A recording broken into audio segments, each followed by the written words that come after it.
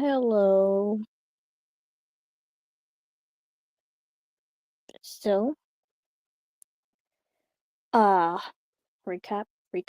Let me give me a moment. I need a recap. I need to think. Last time on Hall 17, uh, let me think real quick. Sorry. I really should have prepared something. Last time on Hall 17, OJ his day's first thing, and like after a month of light bulb, soap, and OJ being trapped there in the rooms, they er, OJ managed to send a message through fans' webpage, and now they're gonna do an like now they're having a meeting about it for Hotel OJ because Paper is like happy because he hasn't seen his husband in like a month. It's been a month, guys, since they've been trapped in this horrible, horrible situation. So yeah, I I don't like this title. Warning: there will be another torture scene this chapter, similar to the one in chapter 4. Please be careful reading this.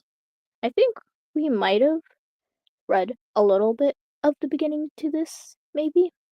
I think we only read like one little section though. So, without further ado, um, I'll start reading. Trophy followed behind the rest of the search team. A couple of days ago, it was announced that Inanimate Insanity headquarters, which existed apparently, had found, or rather been given footage that could help with the case. It had been so sudden, so Paper couldn't turn the offer down. And now they were all here. Nobody had expected this work with Me Phone 4 to go this far, including Trophy himself. Trophy never said why he joined the search. In all honesty, he didn't know either. Maybe it had to do with losing one of the four people who didn't annoy him to his breaking point. Maybe it was just boredom from how little there was to do around the hotel. It didn't matter why. All that mattered is that he did. Meatpad led the group into a meeting room, letting the others file in before closing the door behind them. They walked up to the front of the room as the others got into their chairs. Hello, it is nice to see you're all doing well. I'm assuming everybody here is part of the search team. There were a few sounds of sorry, few sounds of agreement, though nobody fully spoke, making the room's atmosphere a bit awkward. All right, we all we all invited you all here today to discuss the missing cases of Lightbulb,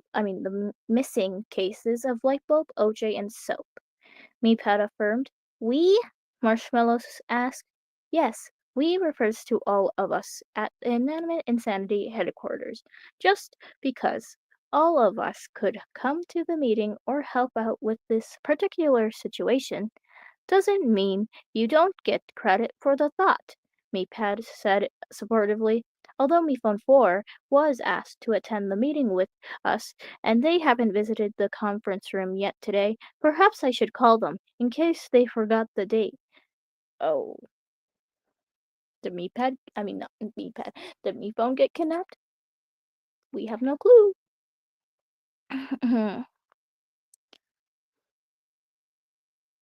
Meatpad's screen turned to their contacts list. No, it's fine. We can continue without them, Paper said. If you insist, Meatpad said, their screen returning to their face.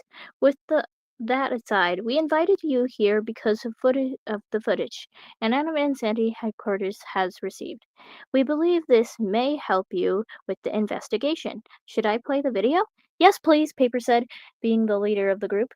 As you wish, Meepad said, their screen changing to a video. The video started off with some clicking and OJ facing the camera. He looked panicked and was holding the camera. There was a notable crack on the top of his head, a piece of it missing. There were sounds of something being slammed against metal in the background. OJ didn't appear to realize it was recording already, still fiddling around with what Trophy assumed was the key. A couple sounds in, he dropped the camera. Although the view was now aimed at the ceiling, you could still see something had stabbed OJ in the arm. Just a moment after that, the screen began bugging out, tinting it random flashing colors. The thing was really glitched, however. The audio was the That thing was really glitched. However, was the audio really messing up. Might end this at like the 10-minute mark. OJ ran, bringing the camera with him. He slammed his back against the wall.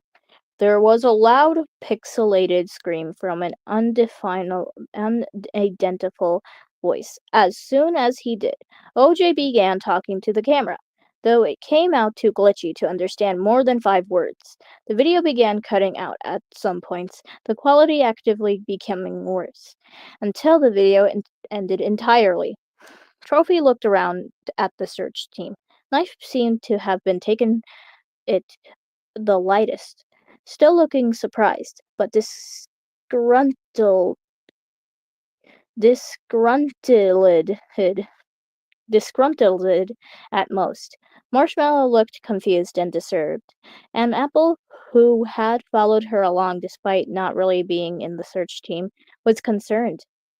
Paper was probably the most concerned of all of them, still staring at Meepad with a look of disbelief, clearly trying to keep himself together. Meepad's screen had reverted back to his face, holding a solemn look as they let the others process what they had just seen before continuing. Last Sunday, an anonymous user submitted this on the official Inanimate Insanity page. Using the recording feature, due to it being an anonymous submission, we cannot find any additional information, Meepad said. We tried to decipher what was said in the video, though it's proving difficult as the corruption comes from direct breakage to the laptop it was sent from, and not the file itself being corrupted. So far, we have not recognized anything noteworthy. If you wish, I could send you copies of the file, trying to deciphering it on your own time. Yes, could you do that now? Papers asked, visibly distraught. Mapad nodded before their screen turned into a loading bar. The room was dead silent during that time. After a period of time, the bar reached the end, and Meepad's face popped back up.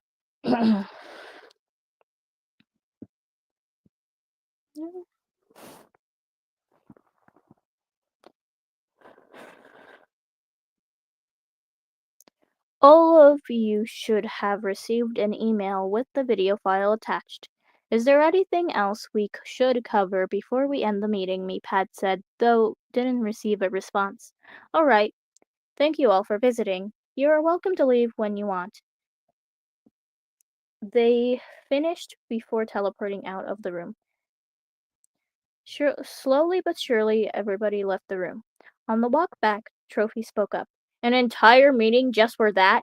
He stopped once he realized almost everybody was glaring at him. He drove back to the hotel, thinking about that video on the way back. Where exactly was OJ been recording? Trophy certainly didn't recognize the background, and nobody had spoken up about it. Not to mention how quickly the video had gone and how it was glitched out.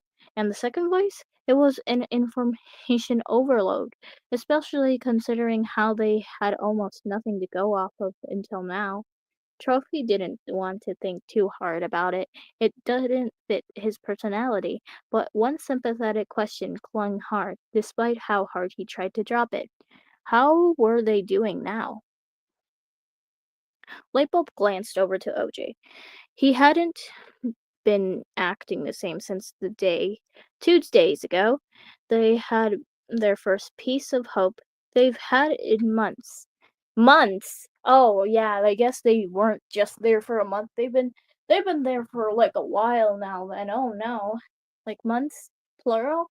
Months, plural. Oh, no. Oh, no.